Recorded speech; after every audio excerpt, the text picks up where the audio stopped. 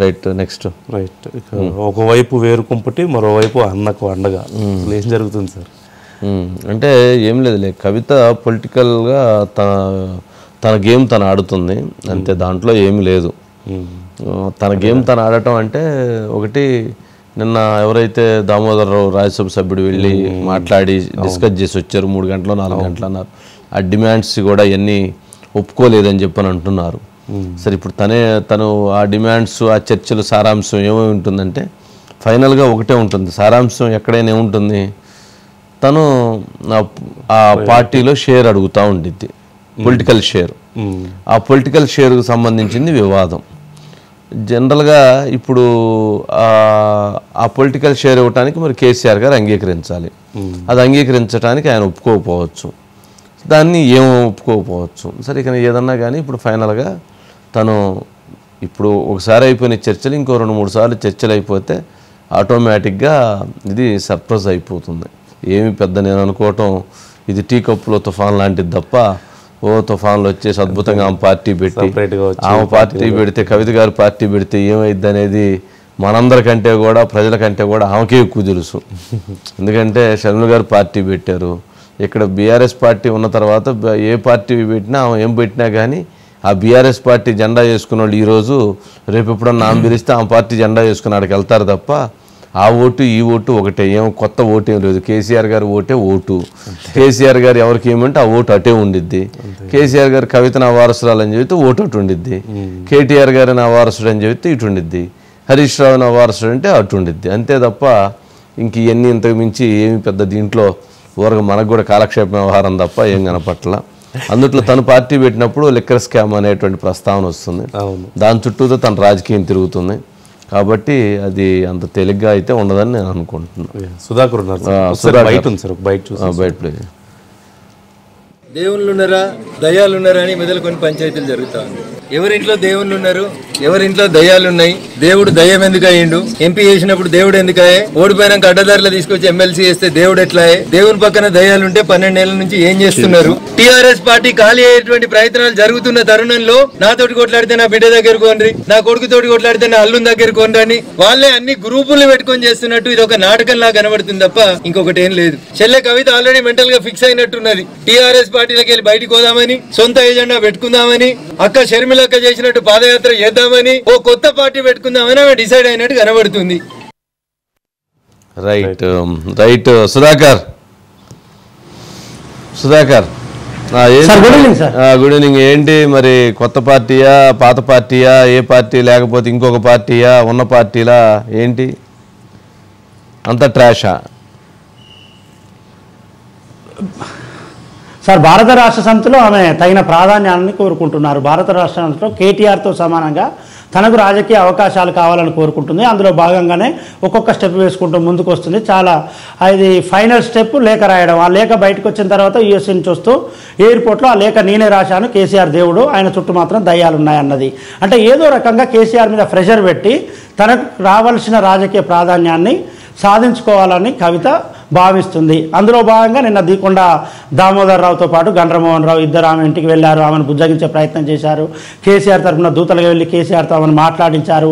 మాట్లాడించిన తర్వాత ఆమె ససేమీర్ అన్నారని వార్తలు బయటకు వస్తున్నాయి. కానీ ఒక్కసారి కేసీఆర్తో మాట్లాడిన తర్వాత ససేమీరే అనే అవకాశం ఉంటుందా, అనే ఛాన్స్ ఉంటుందా అని రాజకీయ వర్గాల్లో చర్చ అయితే జరుగుతుంది సార్. కానీ తన పని తాను చేసుకుంటూ పోతుంది. తెలంగాణ బొగ్గుగని కార్మిక సంఘానికి మొదటి నుంచి ఆమె గౌరవ అధ్యక్షురాలు, గుర్తింపు ఎన్నికలు వచ్చినప్పటికీ కూడా అన్ని తానే వ్యవహరిస్తుంటుంది. ఆ బొగ్గుగని కార్మిక సంఘాలతోటే మొదటి సమావేశాన్ని నిర్వహించుకుంది. ఇవాళ 6 కొత్త కమిటీలను ఏర్పాటు చేసింది. ఏర్పాటు చేసుకొని తన పని అయితే తాను చేసుకుపోతుంది. అనుబంధ సంఘం ఇది తెలంగాణ బొగ్గుగని కార్మిక సంఘం బీఆర్ఎస్కి. మరి బీఆర్ఎస్కి అనుబంధ సంఘంగా కొనసాగేలా చేసుకుంటుందా, లేకుంటే జాగృతికి అనుబంధంగా కొనసాగేలా చేసుకుంటుందా, ఏం చేస్తుందో తెలియదు. కానీ కవిత తన పని తాను చేసుకుపోతూ కేసీఆర్ మీద ఒత్తిడి పెంచాలనే ప్రయత్నం చేస్తుందంటూ బీఆర్ఎస్తో అంటగాగే రాజకీయ విశ్లేషకులు అయితే చెప్తున్నారు. చూడాలి, కవిత కొత్త పార్టీ పెడుతుంది, మళ్ళీ షర్మిల లాగా తెలంగాణ రాష్ట్ర వ్యాప్తంగా ఆమె పాదయాత్ర చేస్తుందని ఒక చర్చ జరుగుతుంది. ఇంతకుముందు మీరు చెప్పినట్టుగా కొన్ని రోజులు తెలంగాణ రాష్ట్ర రాజకీయ సార్ ఇప్పుడు ఇదేదో కామెడీగా ఉందో తప్పితే ఒక మాట చెప్పు, కేసీఆర్ ఉండగా కవిత ఒక పార్టీ పెట్టి ఆ పార్టీని విజయపదంలో తీసుకెళ్లేటువంటి అవకాశం ఉండిద్దా? సాధ్యమయ్యే పనేనా? మీరు ఇంతకుముందు చాలా క్లియర్గా చెప్పారు సార్. కేసీఆర్ తన వారసుడు ఎవరైనా ప్రకటిస్తే వాళ్ళే వారసులు. కేసీఆర్ ఎవరికి ఓటేయమంటే తెలంగాణ ప్రజలంటే ఆ పార్టీతో ఉండేవాళ్ళు వారికే ఓటేస్తారు. కేసీఆర్ని కాదని మరో పార్టీ మనుగడ సాధించే అవకాశం లేదు. కేసీఆర్ ఉండగా కేసీఆర్ బొమ్మను అంటే కేసీఆర్ ఫోటోను కవిత వాడుకునే అవకాశం అయితే ఎట్టి పరిస్థితుల్లో ఉండదు సార్. కవిత ఒకవేళ చేస్తే అంటే వ్యవస్థలో ఉన్నప్పుడే వ్యక్తికి ఇంకొక ప్రశ్న సమాధానం చెప్పు సుధాకర్. ఇప్పుడు కేసీఆర్ గారు గనక కవితను గనక సస్పెండ్ చేస్తే పార్టీ నుంచి, ఇప్పుడు వచ్చినటువంటి వాళ్ళు ఎవరైతే బొగ్గు గని కార్మికులు లేకపోతే అసోసియేషన్ వీళ్ళు వచ్చారు కదా, లేకపోతే ఎయిర్పోర్ట్ కొంతమంది వచ్చారు కదా, ఇంకో దగ్గరికి ఇంకో మీటింగ్ కొంతమంది వస్తున్నారు కదా, వీళ్ళలో ఎంతమంది వస్తారు? ఆ పార్టీ నుంచి తన కానీ సస్పెండ్ చేస్తే ఎంతమంది తన దగ్గరికి వస్తారు? బీఆర్ఎస్ అధికారంలో ఉన్నప్పుడు కల్వకుంట్ల కవిత ఎంపీగా ఉండి నిజామాబాద్ వెళ్తే అక్కడ ఉన్న మంత్రి ప్రశాంత్ రెడ్డితో పాటు డి శ్రీనివాస్ వీరందరూ కూడా క్యూగట్టి వెళ్ళి ఆమెకు బోకేలు ఇచ్చి ఆహ్వానించేవారు. దానికి ప్రధాన కారణం ఆమె కేసీఆర్ కూతురు కాబట్టి.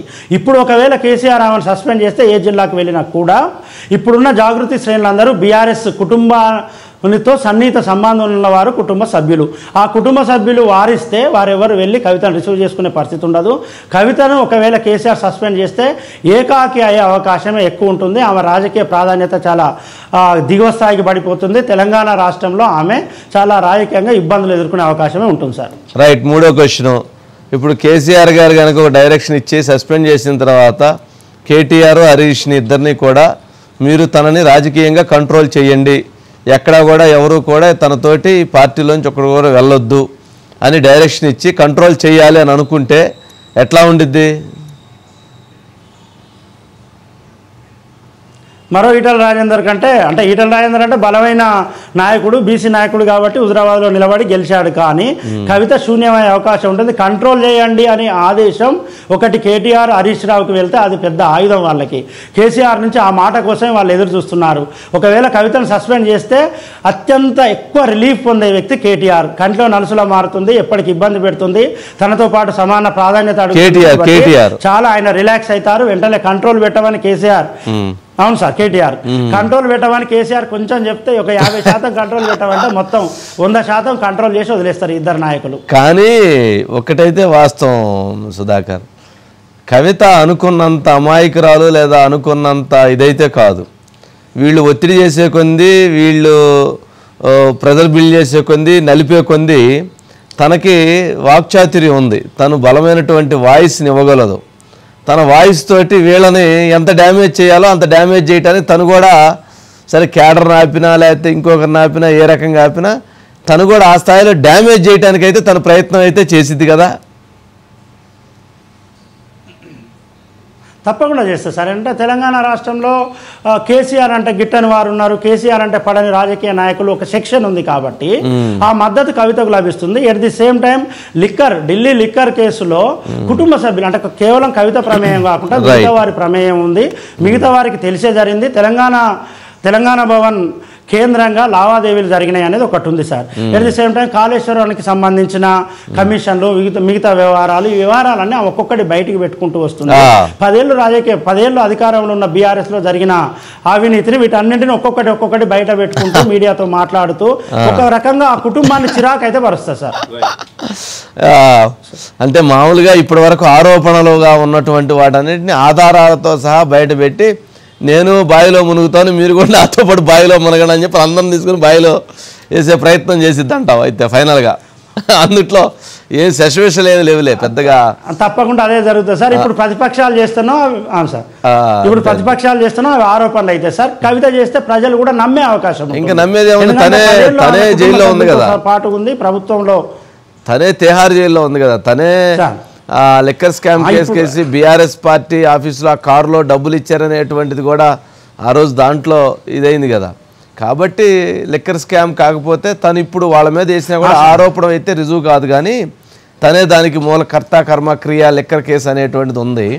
కాకపోతే కాళేశ్వరం దాంట్లో ఎవరెంత డబ్బులు తిన్నారు, ల్యాండ్ స్కామ్ కేసులో ఎవరెంత డబ్బులు తిన్నారు, ఎక్కడెక్కడ సెటిల్మెంట్లు జరిగినాయి, ఎవరెవరు అధికారులు ఎంతెంత దీంట్లో లబ్ధి పొందారు, ఎవరెవరికి ఎట్టెట్ల వాటాలు వెళ్ళినాయి, మొన్న 2018 ఎలక్షన్లో ఎలా ఎవరెవరు ఎంతెంత సందాలు ఇచ్చారు, అట్లాగే 2014 ఎలక్షన్లో ఎవరెవరు ఎంత సందాలు ఇచ్చారు, ఈ డబ్బు అంతా ఎక్కడికి పోయింది, ఎవరెవరు ఆస్తులు ఎలా పెరిగినాయి, ఇట్లాంటివన్నీ తన చిట్టాతో పాటు వాళ్ళ చిట్టాను కూడా మొత్తం తీసి బయటేసి మొత్తానికి మనం ఎక్కడ మొదలయ్యామో అక్కడ తీసుకొని పోయి అక్కడ కూర్చోబెట్టేటువంటి పరిస్థితి అయితే ఉండిద్దాం అనిపిస్తుంది.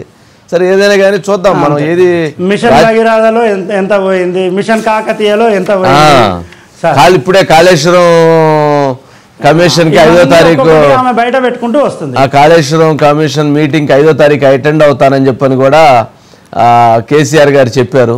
ఈటెల రాజేంద్ర గారు నిన్న ప్రెస్ కాన్ఫరెన్స్ పెట్టి కాళేశ్వరంలో జరిగినటువంటి అవినీతి భాగవతం మొత్తానికి కేసీఆర్ గారి బాధ్యులు, నాకేం సంబంధం ఉంది, నేను పోయి కనపడి నేను వస్తానని చెప్పి ఆయన ఒక స్టేట్మెంట్ ఇచ్చారు.